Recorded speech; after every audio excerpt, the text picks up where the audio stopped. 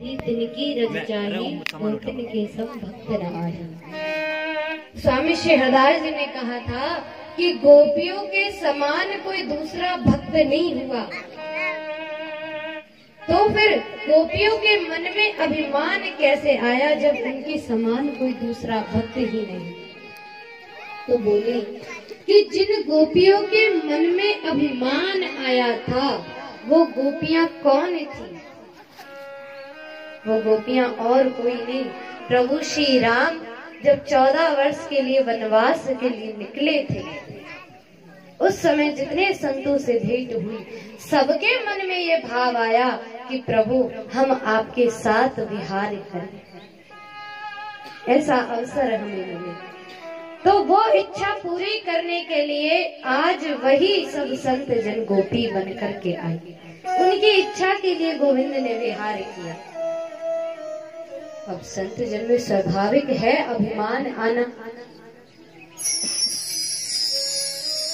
तो कहा कि जब उनके मन में अभिमान आ गया तो श्री कृष्ण उन सब के मध्य से अंतर्धान हो गए। श्री कृष्ण ने उन समस्त गोलोक की गोपियों को उस ब्रज में आमंत्रित किया, क्योंकि गोलोक की गोपियां कैसी थी। गोलोक में कोई दूसरा भाव नहीं था, कोई विकार नहीं था तो केवल प्रेम,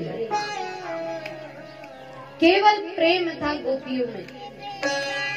इसीलिए, वरना किसी ने प्रश्न किया कि प्रभु इतनी हजारों गोपियां थी, जब गोपियों ने गोपी गीत का उच्चारण किया था तो उन 19 श्लोकों को एक ही स्वर में, एक ही स्वरूप में, एक जैसे शब्दों में कैसे गाया।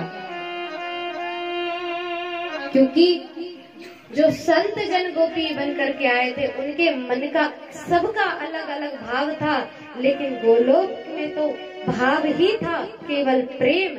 इसलिए सब गोपियों के मन का एक ही स्वरूप रहा, क्योंकि वो समस्त गोपी कृष्ण के अंग से प्रकट हुई, राधा रानी के अंग से प्रकट हुई। समस्त गोपी ब्रज में आई और आकर के प्रभु से प्रार्थना करी कि प्रभु हमें तो इस ब्रज में बुला लिया, लेकिन आप स्वयं कब इस ब्रज में आओगे। तो प्रार्थना करती